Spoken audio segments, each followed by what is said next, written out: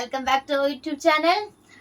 അപ്പൊ നമ്മള് കൽക്കയുടെ റിവ്യൂ നിങ്ങളൊക്കെ കണ്ടിട്ടുണ്ടായിരിക്കും. കാണാത്തവരാണെങ്കിൽ ആദ്യം പോയിട്ട് അത് കണ്ടിട്ട് ഇത് കാണാൻ വരും കേട്ടോ.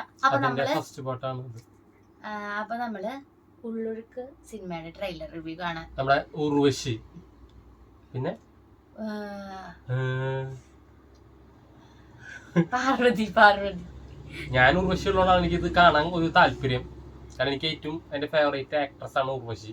പാർവതി അടിപൊളിയാണ്. പാർവതി അടിപൊളി അല്ലാതെ അഭിനയത്തിലൊക്കെ ആൾ അടിപൊളി തന്നെയാണ്. പിന്നെ ഉർവശിയുടെ കാര്യത്തിൽ എനിക്ക് പ്രത്യേകിച്ച് അഭിപ്രായം ഇല്ല, കാരണം എനിക്കിഷ്ടം.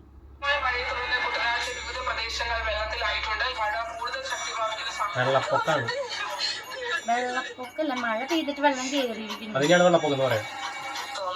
ആത്മാവ് ശാന്തി കിട്ടാതെ അലയുന്നുണ്ടാവും. അതാ അടക്കം നടത്താൻ പറ്റാത്ത. വെള്ളപ്പൊക്കത്തില് ഇടയിൽ ആരോ മരിച്ചു. ഇവിടെ പ്രഗ്നന്റ് ആണ്. നീ എന്താ എന്നോട് പറയാനേ? ഞാൻ എന്റെ സ്വന്തം മോളെ പോലെയാ എന്നെ സ്നേഹിച്ചു. സ്വന്തം മോളല്ലേ? നീ എന്റെ കൂടെ നിൽക്കണമെന്ന് എന്റെ ആഗ്രഹം. വെള്ളം ഉടനെ ഇറങ്ങും. എത്ര കാക്കേണ്ടി വന്നാലും ഞങ്ങളുടെ കുടുംബക്കല്ലറയിലെ അവനെ അടക്കാനെ പറ്റും. അടുത്ത കഴിഞ്ഞ് എനിക്ക് ഇവിടെ നിൽക്കാൻ വയ്യ പറ്റി. ചിലപ്പോ പാർവതിയുടെ ഭർത്താവായിരിക്കും. നിനക്ക് പോവാം. എന്റെ മൂറ്റ കുഞ്ഞിനെ എനിക്ക് വേണം. എന്റെ കെട്ടിയുടെ ഇത്തണുത്ത് വിറങ്ങലിച്ചൂടെ കിടക്കും. കല്യാണം കഴിച്ച മാത്രം കെട്ടിയിടാവൂ. കൂടെ കൂടെ ഫോൺ കൊടുത്തോണ്ട് പോയി ദൂരം മാറി സംസാരിക്കുന്ന ആരോടാ? ചിക്കന്റെ വിശ്വാസമില്ല. അവിടെ എല്ലാരും അറിഞ്ഞു. നിങ്ങൾ അളത്തിന്റെ ഗുണമായിരിക്കും ഇവിടെ കാണിക്കുന്നത്.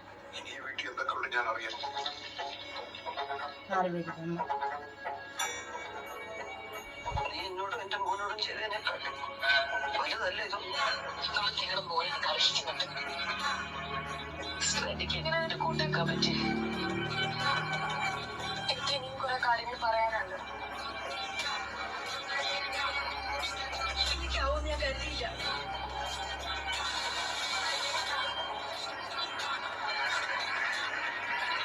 എങ്ങനെ ചെയ്യാനോ ഞാനോട് ഇങ്ങനെ?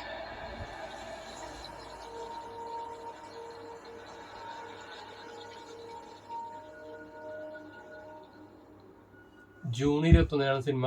ഒരു ചെറിയ സിനിമയാണ്. ഇതിന്റെ കഥ ഞാൻ പറയാം. ഇതിന്റെ കഥ ഞാൻ പറയാം.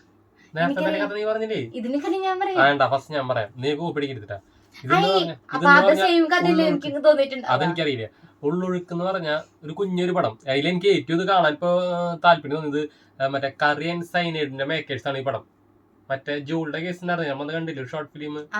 അതിന്റെ മേക്കേഴ്സ് ആണ് ഇത്. പിന്നെ ഒന്നാമത് ഏറ്റവും വേറൊരു അട്രാക്ഷൻ സുഷിൻ ശ്യാമാണ് ഇതിന്റെ മ്യൂസിക്.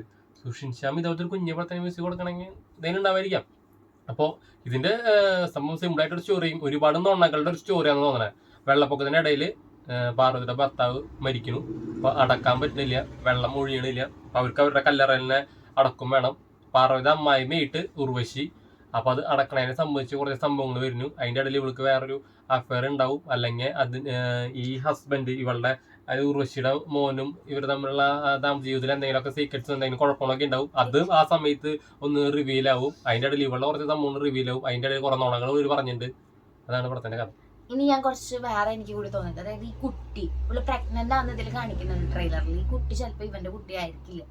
ഇനി ഇതില് ഉർവശിക്ക് ഒരു സംശയം തോന്നാം, മകൻ മരിച്ചത് ഇനി ഇവളോ ഇവളുടെ ബോയ് ഫ്രണ്ട് കൂടിയാണോ ചെയ്തതെന്നുള്ള സംശയം ഉർവശിക്ക് ഉണ്ടായിരിക്കാം എന്ന് എനിക്ക് തോന്നി. പിന്നെ ഇതിന്റെ ഇടയിൽ ഒരാൾ കൊട ചൂടി പോകുന്നുണ്ട്. പിന്നെ വീട്ടിലിരിക്കുന്ന ഒരു സീൻ കാണിക്കുന്നുണ്ട്. അതായിരിക്കും ചിലപ്പോൾ ഇവളുടെ കാമുകനായിട്ട് ഉദ്ദേശിക്കുന്ന ആള്. ഒരു എനിക്ക് തോന്നുന്നു മലയാളത്തിൽ അങ്ങനെ സിനിമയിൽ ഞാൻ കണ്ടിട്ടില്ല. അല്ല, ആ ചെക്കനെ ആളെ ഞാൻ കണ്ടിട്ടില്ല. കൊട ചൂടി പോണതോ അല്ലെങ്കിൽ മരിച്ചിരിക്കുന്ന സമയത്താണ് കൊട ചൂടി പോണ സീൻ തോന്നുന്നു. പിന്നെ വീട്ടിലുള്ളിലിരിക്കുന്ന സീനും കാണിക്കുന്നുണ്ട്. അപ്പൊ ഉർവശി എങ്ങാനും ഇവനെ വിളിച്ചിട്ട് ആ ഒരു നൈറ്റ് സീൻ ഉണ്ടായിരിക്കും ചിലപ്പോൾ. ഉർവശി അവനെ വീട്ടിലേക്ക് വിളിക്കുന്നു, പാർവതി, ഉർവശി, ഇവൻ, ഈ മൂന്നാളായിട്ടുള്ള സീൻ ഉണ്ടാവാൻ ചാൻസ് എനിക്ക് കാണുന്നുണ്ട് ആ ഒരൊറ്റ സീൻ വെച്ചിട്ട്.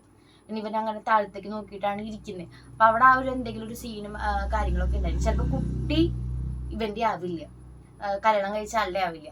പിന്നെ ഒരു സിസ്റ്ററിനെ കാണിക്കുന്നുണ്ട്. അപ്പൊ എന്തെങ്കിലും ഒരു രഹസ്യം കൂടി ഉണ്ടായിരിക്കും കഥയിൽ. ഒരു സിസ്റ്റർ എന്തിനു ഞാൻ ഇത് കൂട്ടി നിന്നു എന്നൊക്കെ ചോദിക്കുന്നുണ്ട്. അപ്പൊ ആ സിസ്റ്ററും പാർവതിയും തമ്മിൽ എന്തോ ഒരു കണക്ഷൻ ഉണ്ട്. അപ്പൊ എന്തെങ്കിലും സീക്രട്ട് അവിടെ വർക്കൗട്ട് ആയി ഉണ്ടായിരിക്കും. പിന്നെ ഉർവശി ഇതിന് നേരെ പണിതിട്ടുണ്ട്. അതുകൊണ്ടാണ് പാർവതി ലാസ്റ്റ് ചോദിക്കുന്നത് എങ്ങനെ എന്നോട് ഇത് ചെയ്യാൻ തോന്നിയെന്ന്. പിന്നെ ആസ് യൂഷ്വൽ എന്താ ഹസ്ബൻഡും പാർവതിയും തമ്മിലുള്ള പ്രശ്നങ്ങള് കാര്യങ്ങള് ഒക്കെ ഉണ്ടായിരിക്കും. ഫസ്റ്റ് ഇവർ നല്ലപോലെ ജീവിച്ചതായിരിക്കും, അല്ലെങ്കിൽ എക്സ് ബോയ് ഫ്രണ്ട് ഇവൾക്ക് ഉണ്ടായിരിക്കും. എന്നാലും ഇവൾ ഈ ജീവിതത്തിലേക്ക് വന്ന് ഇവന്റെ ഭാഗത്തെ പ്രശ്നങ്ങളും കാര്യങ്ങളും അങ്ങനെയായിരിക്കും. ഇത്രക്കൊക്കെ എനിക്ക് ട്രെയിലർ കണ്ടിട്ട് തോന്നി. നിങ്ങൾക്ക് ട്രെയിലർ കണ്ടിട്ട് എന്താ തോന്നിയെന്ന് വെച്ച് കഴിഞ്ഞാൽ കമന്റ് ചെയ്യാം. ചേട്ടൻ എന്തെങ്കിലും പറയണ്ട? ഇത്രയൊന്നും ചിലപ്പോൾ അവർ ചിന്തിച്ചിട്ടുണ്ടാവില്ല. പിന്നെ പെർഫോമൻസ് വൈസ് ഉർവശി ഗംഭീരവും. എനിക്ക് ഈ പടത്തിന്റെ ഇത് കണ്ടപ്പോ എനിക്ക് ആർക്കറിയാന്ന് പറഞ്ഞ സിനിമയായിട്ട് ഒരു ഇത് തോന്നി, ആ ഒരു മോഡൽ തോന്നി. ആർക്കറിയാം കണ്ട? അല്ല ബിജു മേനോൻ ഇവരുടെ ഭർത്താവിനെ കൊന്ന് കുഴിച്ചു മൂടിയിട്ട് പാർവതിയുടെ ഷറഫുദ്ദീൻ ഭർത്താവായിട്ട് ആ ഒരു പടത്തിന്റെ തോന്നി. അതൊരു സ്ലോ പടമാണ്, അത്യാവശ്യം നല്ല സ്ലോ ആണ്. ക്ലൈമാക്സ് മച്ചളഞ്ഞു, അതല്ല അതൊക്കെ ആൾക്കാർ കണ്ടിട്ടുണ്ടാവും.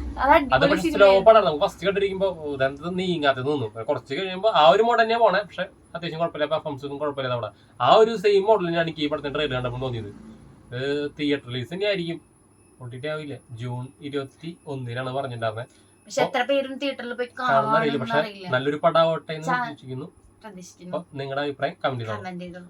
ഉർവശിയും പാർവതിയും ഹായ് പറഞ്ഞോളൂ. ബൈ.